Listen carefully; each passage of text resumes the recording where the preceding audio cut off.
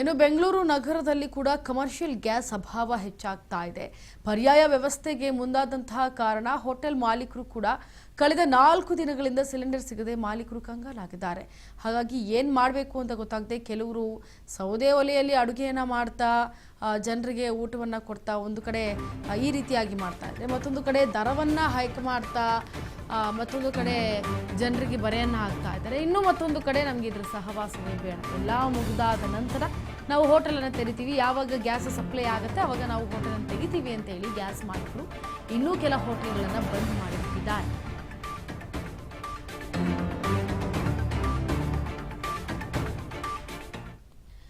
ಪರ್ಯಾಯ ವ್ಯವಸ್ಥೆಗೆ ಮುಂದಾಗಿದ್ದಾರೆ ಹೋಟೆಲ್ ಮಾಲೀಕರು. ಈಗ ಒಬ್ಬರು ಮುಚ್ಕೊಂಡು ಹೋಗಿದ್ದಾರೆ ಹೋಟೆಲ್ಗಳನ್ನು, ಇನ್ನೊಬ್ರು ಕಟ್ಟಿಗೆಗಳನ್ನು ಬಳಸ್ತಾ ಇದ್ದಾರೆ, ಇನ್ನೊಬ್ರು ಬೆಲೆ ಹೈಕನ ಮಾಡ್ತಿದ್ದಾರೆ, ಅಂದರೆ ದರ ಹೈಕನ ಮಾಡ್ತಿದ್ದಾರೆ. ಎಲ್ಲವೂ ಕೂಡ ಆಯಿತು. ಕಳೆದ 4 ದಿನಗಳಿಂದ ಸಿಲಿಂಡರ್ ಇಲ್ಲದೆ ಮಾಲೀಕರು ಕಂಗಾಲಾಗಿದ್ದಾರೆ. ನೃಪತುಂಗ ರಸ್ತೆಯಲ್ಲಿ ಇರುವಂತಹ ನಿಸರ್ಗ ಹೋಟೆಲ್ ಪರ್ಯಾಯ ಮಾರ್ಗವನ್ನು ಕಂಡುಕೊಂಡಿದೆ. ಈಗ ಗ್ಯಾಸ್ ಬದಲು ಎಲೆಕ್ಟ್ರಿಕಲ್ ಸ್ಟ್ರೀಮ್ ಹಾಗೂ ಎಲೆಕ್ಟ್ರಿಕಲ್ ಕಾಯಿಲನ್ನು ಬಳಸ್ತಾ ಇದೆ. ಈಗ ಸಿಲಿಂಡರ್ ಸಿಗ್ತಾ ಇಲ್ಲ ಅಲ್ವಾ, ಹಾಗಾಗಿ ಏನೀಗ ಸ್ವಲ್ಪ ದಿನ ಮುನಿಯಪ್ಪ ಅವರು ಕೂಡ ಹೇಳಿದರು, ಸ್ವಲ್ಪ ದಿನ 10 ದಿನಗಳ ಕಾಲ ಹೋಟೆಲ್ ಅವರು ಹಾಗೋ ಈಗೋ ಯೂಸ್ ಮಾಡ್ಕೊಳ್ಳಿ, ಎಲೆಕ್ಟ್ರಿಕಲ್ ಸ್ಟ್ರೀಮ್ ಸಿಗುತ್ತೆ ನಿಮಗೆ, ಎಲೆಕ್ಟ್ರಿಕಲ್ ಕಾಯಿಲ್ಗಳನ್ನು ಬಳಕೆ ಮಾಡ್ಕೊಳ್ಳಿ ಅಂತ ಅವರು ಕೂಡ ಹೇಳಿದರು. ಆದರೆ ಈಗ ಇದಕ್ಕೆ ಸಂಬಂಧಪಟ್ಟಂತೆ ಹೋಟೆಲ್ನಲ್ಲಿ ಕೂಡ ನಿಸರ್ಗ ಹೋಟೆಲ್ನಲ್ಲೂ ಕೂಡ ಈ ರೀತಿ ಮಾಡೋದಕ್ಕೆ ಮುಂದಾಗಿದ್ದಾರೆ. ಸೌದೆ ಒಲೆಯನ್ನು ಬಳಸೋದು ಸ್ವಲ್ಪ ಕಠಿಣ, ಹಾಗಾಗಿ ಇಷ್ಟರ ಮಟ್ಟಿಗೆ ಹೋಟೆಲ್ನವರು ಒಂದು ಪರ್ಯಾಯ ವ್ಯವಸ್ಥೆಯನ್ನು ಕಂಡುಕೊಂಡಿದ್ದಾರೆ. ಕಳೆದ ಸೋಮವಾರದಿಂದ ಈ ಡಿಸ್ಟ್ರಿಬ್ಯೂಟರ್ಸ್ ಯಾವುದು ಅಡುಗೆ ಅನಿಲ, ವಾಣಿಜ್ಯ ಅಡುಗೆ ಅನಿಲ ಸಪ್ಲೈ ಮಾಡ್ತಾ ಇಲ್ಲ. ಈಗ ಪ್ರೈವೇಟ್ ಕಂಪ್ನಿಗಳಿಂದ ಒಂದು 3-4 ಈ ಥರ ಪ್ರತಿನಿತ್ಯ ಒಂದು 2 ಸಿಲಿಂಡರ್ ಕೊಟ್ಟು ಈ ರೀತಿಯಾಗಿ ರನ್ ಆಗ್ತಾ ಇದೆ. ಕೆಲವೊಂದು 3-4 ದಿವಸದಿಂದ ಹೋಟ್ಲ್ಗಳಿಗೂ ಬೇರೆ ಅನಿವಾರ್ಯತೆ ಇಲ್ಲದೆ ಹೋಟ್ಲ್ಗಳನ್ನು ಕ್ಲೋಸ್ ಮಾಡ್ತಾ ಇದ್ದಾರೆ. ಒಂದು ಹೋಟ್ಲ್ ಕ್ಲೋಸ್ ಆದರೆ ಎಷ್ಟು ಸಮಸ್ಯೆ ಆಗುತ್ತೆ, ಒಂದು ಗ್ಯಾಸ್ ಇಲ್ಲದಿದ್ದರೆ ಎಷ್ಟು ಸಮಸ್ಯೆ ಆಗುತ್ತೆ ಅಂತ ಸರ್ಕಾರಗಳು ಅರ್ಥ ಮಾಡ್ಕೋಬೇಕು. ಬಟ್ ವಾಣಿಜ್ಯನ ಇವರು ನೀವು ಕ್ಲೋಸ್ ಫಿಲ್ಲಿಂಗ್ ಮಾಡಲ್ಲ ಅಂತ ಹೇಳ್ಬಿಟ್ಟು ವಾಣಿಜ್ಯ ಸಿಲಿಂಡರ್ ಸಪ್ಲೈ ಮಾಡ್ತಾ ಇಲ್ಲ. ಒಂದು ಹೋಟ್ಲ್ ಕ್ಲೋಸ್ ಆದರೆ ಒಂದಿಷ್ಟು ನೌಕರರಿಗೆ ಕಷ್ಟ ಆಗುತ್ತೆ. ಒಂದು 45-50 ಜನ ಒಂದು ಹೋಟ್ಲಲ್ಲಿ ಕೆಲಸ ಮಾಡ್ತಾರೆ. ಮತ್ತು ಬರುವಂಥ ಗ್ರಾಹಕರು, ಹೋಟ್ಲಲ್ಲಿ ಊಟ ಮಾಡುವಂಥ ಗ್ರಾಹಕರು ಪ್ರತಿನಿತ್ಯ 1,500 ಜನ ಹೋಟ್ಲಲ್ಲಿ ಊಟ ಮಾಡ್ತಾರೆ. ಜೊತೆ ಒಂದು ಹೋಟ್ಲ್ ಕ್ಲೋಸ್ ಆದರೆ ಒಂದು ಪ್ರತಿನಿತ್ಯ 150 ಲೀಟ್ರ್ ಹಾಲು ಹೋಟೆಲಿ ಸಿಕ್ಕಿಲ್ಲ ಅಂದರೆ ತುಂಬ ಕಷ್ಟ ಆಗುತ್ತೆ. ಅಂದರೆ ಆಲ್ಟರ್ನೇಟ್ ಏನಾದರೂ ಅರೇಂಜ್ಮೆಂಟ್ ಮಾಡಬೇಕಾಗುತ್ತೆ. ದೋಸೆ ಸಿಗ್ತಾ ಇಲ್ಲ, ಸಾಂಬಾರು ಸಿಗ್ತಾ ಇಲ್ಲ.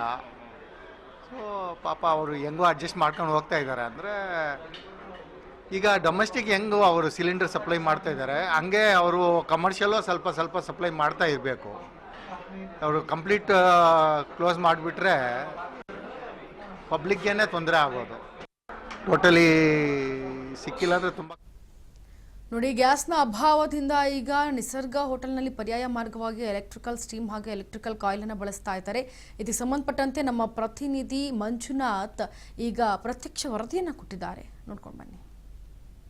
4 ದಿನಗಳಿಂದ ಕೂಡ ಅಂದ್ರೆ ಕಮರ್ಷಿಯಲ್ ಬಳಕೆ ಮಾಡ್ತಿರುವಂತಹ ಸಿಲಿಂಡರ್ ಗ್ಯಾಸ್ಗಳು ಕೂಡ ಇಲ್ಲಿ ಸರಬರಾಜಾಗ್ತಿಲ್ಲ. ಸೊ ಹೀಗಾಗಿ ಅಂದ್ರೆ ಒಂದಿಷ್ಟು ಇಡ್ಲಿ, ದೋಸೆ ಇಂತಹ ಅಡುಗೆ ಪದಾರ್ಥಗಳನ್ನ ತಯಾರು ಮಾಡಕ್ ಆಗ್ತಾ ಇಲ್ಲ. ಯಾಕೆ ಕಾರಣ ಗ್ಯಾಸ್ಗಳ ಅಭಾವ ಹೆಚ್ಚಾಗಿರುವಂಥದ್ದು. ಸೊ ಹೀಗಾಗಿ ಗ್ಯಾಸ್ ಇಲ್ಲ, ಗ್ಯಾಸ್ ಬದಲಾಗಿ ಈಗ ಕೆಲವೊಂದಿಷ್ಟು ದೊಡ್ಡ ಹೋಟೆಲ್ಗಳಿಗೂ ಪರ್ಯಾಯ ಮಾರ್ಗವನ್ನ ಹುಡ್ಕೊಂಡಿರುವಂಥದ್ದು.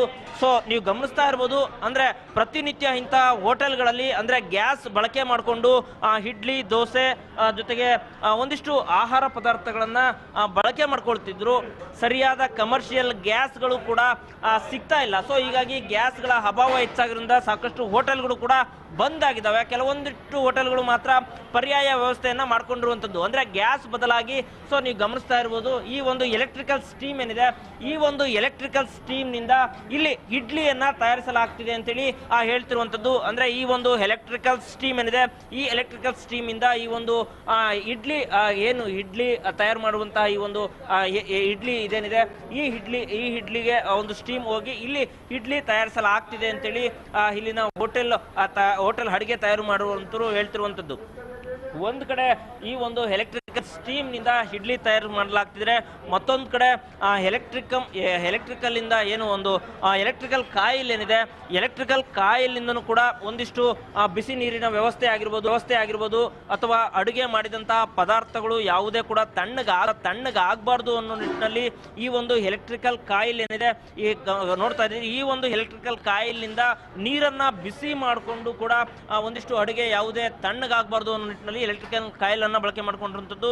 ಜೊತೆಗೆ ಎಲೆಕ್ಟ್ರಿಕಲ್ ಇಂಡಕ್ಷನ್ ಇಟ್ಕೊಂಡು ಕಾಫಿ ಟೀ ವ್ಯವಸ್ಥೆಯನ್ನು ಕೂಡ ಮಾಡ್ತಿರುವಂತದ್ದು. ಕೇವಲ 5-6 ಗ್ಯಾಸ್ ಬಳಕೆ ಮಾಡುವಂತಹ ಜಾಗದಲ್ಲಿ ಕೇವಲ 1 ಗ್ಯಾಸ್ 2 ಗ್ಯಾಸ್ ಅನ್ನಷ್ಟೇ ಬಳಕೆ ಮಾಡಿಕೊಂಡು ಇಲ್ಲಿ ನೋಡಿ ಎಲೆಕ್ಟ್ರಿಕಲ್ ವಿದ್ಯುತ್ ಇಂದನೂ ಕೂಡ ಒಂದಿಷ್ಟು ಸಾಂಬಾರ್ ಆಗಿರ್ಬೋದು, ಜೊತೆಗೆ ಇಡ್ಲಿ, ವಡೆ, ಈ ರೀತಿ ಅಡುಗೆ ಪದಾರ್ಥಗಳನ್ನ ಮಾಡೋದಕ್ಕೆ ಪರ್ಯಾಯ ವ್ಯವಸ್ಥೆಯನ್ನ ಮಾಡ್ಕೊಂಡಿರುವಂತದ್ದು. ಸೊ ಮುಂದಿನ ದಿನಗಳಲ್ಲೂ ಕೂಡ ಇದೇ ರೀತಿ ಏನಾದರೂ ಗ್ಯಾಸ್ಗಳ ಅಭಾವ ಹೆಚ್ಚಾದ್ರೆ ಕೂಡ ಸಾಕಷ್ಟು ಕೆಲಸ ಇಲ್ಲದೆ ಆಗುತ್ತೆ. ಜೊತೆಗೆ ಇಲ್ಲಿ ಸಾಕಷ್ಟು ದಿನಸಿ ಧಾನ್ಯಗಳನ್ನ ತಂದಿರ್ತಾರೆ, ಅಂತಹ ದಿನಸಿ ಧಾನ್ಯಗಳು ಕೂಡ ಕೊಳೆಯುವಂತಹ ಪರಿಸ್ಥಿತಿ ನಿರ್ಮಾಣ ಆಗುತ್ತೆ. ಕಮರ್ಷಿಯಲ್ ಗ್ಯಾಸ್ಗಳ ಗ್ಯಾಸ್ಗಳ ಬಳಕೆ ಸರಬರಾಜು ಆಗ್ತಿಲ್ಲ, ಅದರಿಂದ ಅಭಾವ ಹೆಚ್ಚಾಗಿದೆ. ಸೊ ಸರ್ಕಾರ ಕೂಡಲೇ ಎಚ್ಚೆತ್ತುಕೊಂಡು ಈ ಒಂದು ಕಮರ್ಷಿಯಲ್ ಗ್ಯಾಸ್ಗಳನ್ನ ದಾಸ್ತಾನು ಮಾಡಿಕೊಂಡು ಸರಬರಾಜು ಮಾಡಿದ್ರೆ ಬೇಗ ಸಮಸ್ಯೆಯನ್ನ ಬಗೆಹರಿಸಲಿ ಅಂತೇಳಿ ಇಲ್ಲಿನ ಹೋಟೆಲ್ ಮಾಲೀಕರು ಜೊತೆಗೆ ಗ್ರಾಹಕರು ಕೂಡ ಹೇಳ್ತಿರುವಂತದ್ದು.